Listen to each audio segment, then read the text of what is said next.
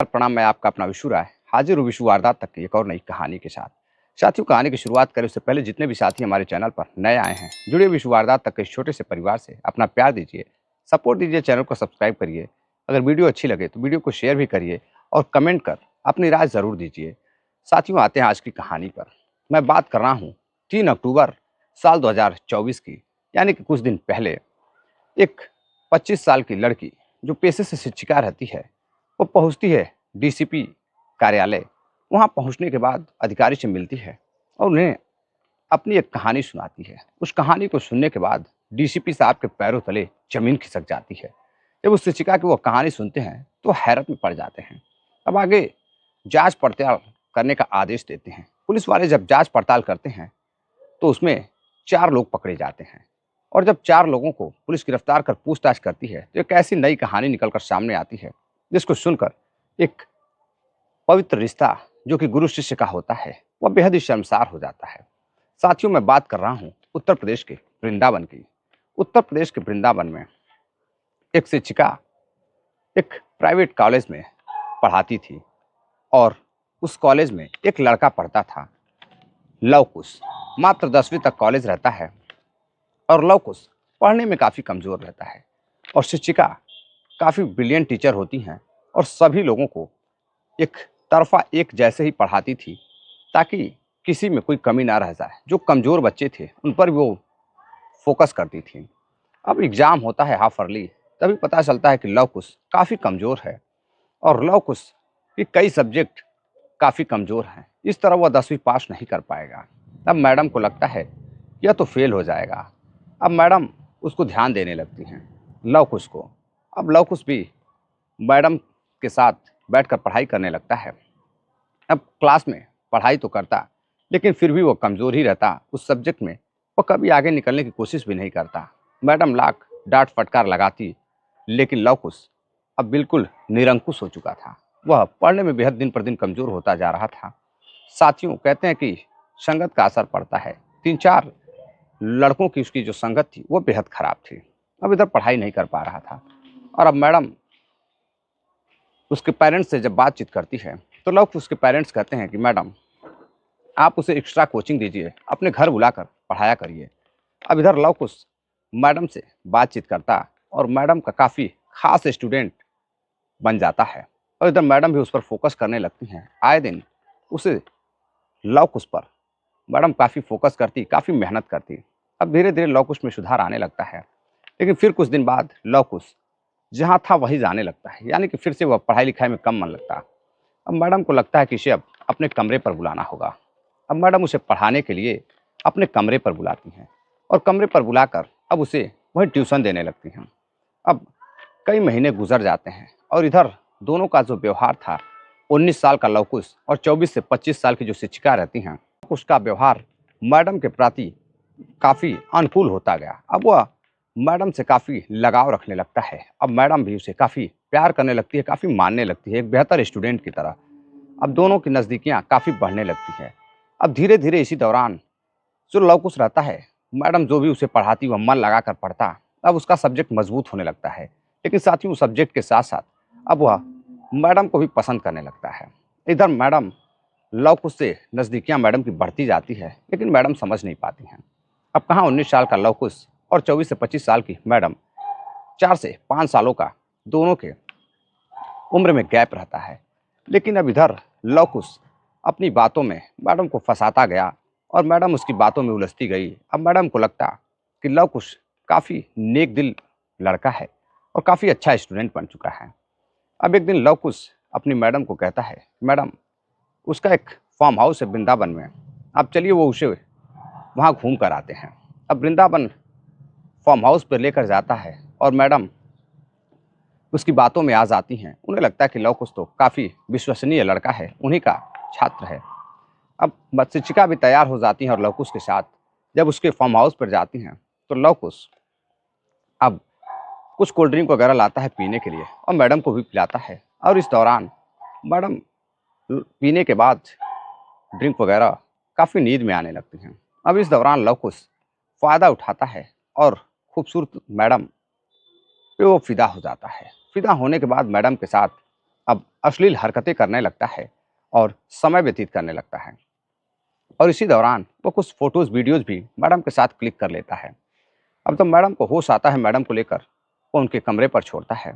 अब उसके बाद कई दिनों तक वह मैडम के साथ प्रेम संबंधों में बँध जाता है और मैडम को ले जाकर कभी फार्म हाउस तो कभी उसके घर पर ही संबंध बनाया करता था। और इधर समय बीतता गया। अब मैडम धीरे-धीरे उसकी आदतों से परेशान हो रही थी। अब मैडम उससे पीछा छुड़ाना चाहती थी, तो लवकुश मैडम को वो वीडियोज़, फ़ोटोज़ दिखाकर ब्लैकमेल करने लगता है। अब मैडम परेशान हो जाती हैं और परेशान होकर लवकुश को मना करने की कोशिश करती हैं, लेकिन लवकुश ब्लैकमेल कर उनके साथ शोषण करता रहा।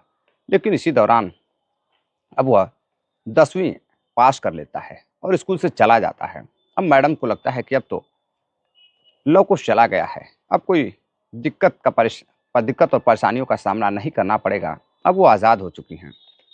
लेकिन लवकुश कुछ ही दिनों बाद फिर मैडम के लाइफ में लौटता है और मैडम को फ़ोन करके अपने कमरे पर बुलाता है, उसी फार्म हाउस पर।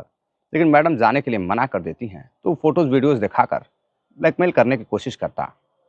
लेकिन शिक्षिका बिल्कुल नहीं डरती, वो कहती हैं, "ठीक है, अब तुम कॉलेज से जा चुके हो, तुम अपना काम करो और मुझे जीने दो।" लेकिन लवकुश नहीं मानता है। वो अक्सर कर परेशान करता और मैडम परेशान होने के बाद फिर से उससे दूरी बनाने लगती हैं। लेकिन वह मैडम जितनी दूर जा रही थी, वो उतना ही पास आ रहा था। वो बार-बार उन्हें उनकी फ़ोटोज़, वीडियोज़ दिखाकर उन्हें अपनी तरफ आकर्षित करने की, खींचने की कोशिश करता। लेकिन इधर मैडम बेहद परेशान हो जाती हैं। एक दिन लवकुश अपने दोस्तों के साथ बैठकर बातें कर रहा था। तभी सभी दोस्त अपने-अपने गर्लफ्रेंड की बातें कर रहे थे, लड़कियों की बातें कर रहे थे। तभी लवकुश कहता है कि देखो भाई, मेरी तो जो मैडम पढ़ाती थी, वो मुझे पसंद थी और मैं मैडम के साथ सब कुछ कर चुका हूँ और मैडम का फ़ोटोज़, वीडियोज़ भी मेरे पास है। अब जब लड़के बोलते हैं कि दिखाओ, तो अपने से बड़े उम्र के लड़कों को, 24 से 25 साल के लड़कों को वो वीडियोज़, फ़ोटोज़ शिक्षिका के दिखाता है। अब जिसको देखने के बाद लड़के उसके फ़ोन से वीडियोज़, फ़ोटोज़ ले लेते हैं और अब लव कुश कहता है कि देखो, अगर तुम चाहो तो ये तुम्हारी भी हो सकती है, तुम्हारे साथ भी ये जो कहोगे करने को तैयार हो जाएगी। अब तुम लोग अपने तरीके से इसे डील करो, उसे मनाओ। अब उसके 3 जो साथी रहते हैं, तीनों का नाम रहता है, एक का नाम जितेंद्र रहता है और एक जितेंद्र उर्फ जीतू, और उसके बाकी के 2 साथी रहते हैं। अब बलवीर और अरुण, तीनों साथी मिलकर अब उस शिक्षिका के मोबाइल पर एमएमएस भेजते हैं। जैसे ही वो एमएमएस देखती है, वो हैरान रह जाती है, वह रोने लगती है। फ़ौरन ही फ़ोन करती है, तो तीनों लड़के अब उसे कहते हैं कि देखो, अगर तुम्हें अपनी इज़्ज़त बचानी है, तो एक काम करिए कि आप हमारे बताए हुए इस जगह पर आइए और हम तीनों से मिलिए। 25 साल की शिक्षिका जब बेहद परेशान हो जाती है, तो अब परेशान होकर एक रात वो किराए के कमरे में फांसी का फंदा तैयार करती है, आत्महत्या करने की कोशिश कर रही थी। तभी अचानक से मकान मालिक उधर से गुजरता है और देखता है कि उसकी किराएदार जो है शिक्षिका, वो आत्महत्या करने की कोशिश कर रही है। तभी साथियों वह उसे बचाने की पूरी कोशिश करता है, दरवाजे को तोड़ता है और उसे बचा लेता है। बचाने के बाद लड़की सारी बात उसे बताती है। अब वह उस लड़की को कहता है कि घबराने की ज़रूरत नहीं है, सब कुछ सही हो जाएगा। लेकिन इसी दौरान जो लड़के रहते हैं, अब समझ जाते हैं कि शिक्षिका उनके अब बहकावे में नहीं आएगी। तो साथियों अब वह एक इंस्टा पर फेक आईडी बनाते हैं और उसकी अश्लील फ़ोटोज़ और वीडियोज़ अपलोड करते हैं और उसकी फ़ोटो लगा देते हैं। लगाने के बाद उसी से उसे व्हाट्सएप कर देते हैं। जब लड़की देखती है, तो फिर वो बेहद परेशान हो जाती है कि अब लोग देखेंगे, समाज में लोग देखेंगे, उसके भाई हैं, बहन हैं, उसके रिश्तेदार हैं, तो लोग क्या सोचेंगे? अब वो इस कदर परेशान हो जाती है कि वो फ़ौरन ही अब उस अपने मकान मालिक के साथ पहुँचती है डीसीपी कार्यालय। वहाँ पहुँचने के बाद शिकायत दर्ज कराती है। शिकायत दर्ज करने के बाद जब डीसीपी जब वहाँ पहुँचते हैं और पुलिस वालों के साथ उन चारों लड़कों को गिरफ्तार करते हैं, तो लव कुश से पूछताछ होती है, तो लव कुश कहता है कि ये मेरे मोबाइल से ये जो वीडियोज़, फ़ोटोज़ है, ये मेरे दोस्तों ने ज़बरदस्ती निकाल लिया था, मुझे पता भी नहीं है। अब इधर जब पुलिस कहती है कि ज़बरदस्ती निकाल लिया था और तुम्हें पता भी नहीं है, आखिर उनको पता कैसे चला?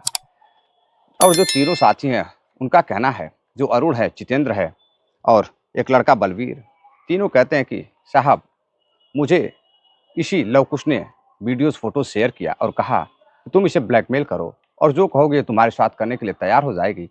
तो हम लोगों ने उसे ब्लैकमेल किया लेकिन वह जब नहीं मानी तो हम लोग उसे बदनाम कर ब्लैकमेल करने की कोशिश की और सोशल मीडिया पर अकाउंट बनाकर उसे पूरा ब्लैकमेल करने की कोशिश की।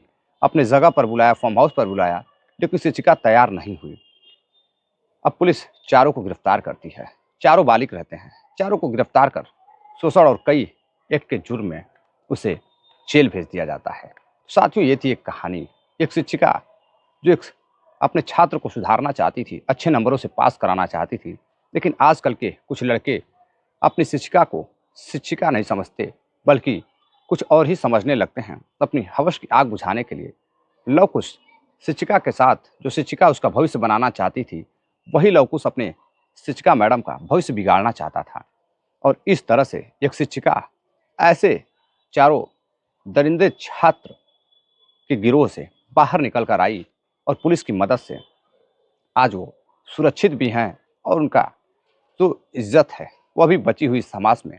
तो साथियों, ये थी आज की पूरी कहानी। इस घटनाक्रम को सुनाने का उद्देश्य किसी को हैरान करना या परेशान करना नहीं है, बल्कि आप सभी साथियों को जागरूक करना है। तो साथियों, कमेंट कर बताइएगा ऐसे छात्रों के साथ क्या बर्ताव करना चाहिए, पुलिस को क्या कार्रवाई करनी चाहिए, कोर्ट को क्या सजा देनी चाहिए। आपकी राय क्या है, कमेंट कर जरूर बताइएगा। चलते चलते कुछ साथियों ने कमेंट किया है, जिसमें सोहन लाल सेठिया हैं, ब्यावर राजस्थान के रहने वाले हैं। सुनील चौधरी जी हैं, सेंट्रल जेल बीकानेर के रहने वाले हैं। सतीश गुप्ता हैं, उत्तर प्रदेश मऊ के रहने वाले हैं। पंकज गुप्ता हैं, यह भी उत्तर प्रदेश आजमगढ़ के रहने वाले हैं। उमेश मौर्य हैं, वाराणसी के रहने वाले हैं। फैजल खान भाई हैं, राजस्थान अजमेर के रहने वाले हैं। शाहिल खान, यह भी वाराणसी उत्तर प्रदेश के रहने वाले हैं। तो साथियों, आप सभी अपना प्यार दीजिएगा, सपोर्ट दीजिएगा। मिलते हैं एक और नई कहानी के साथ, तब तक के लिए जय हिंद, नमस्कार।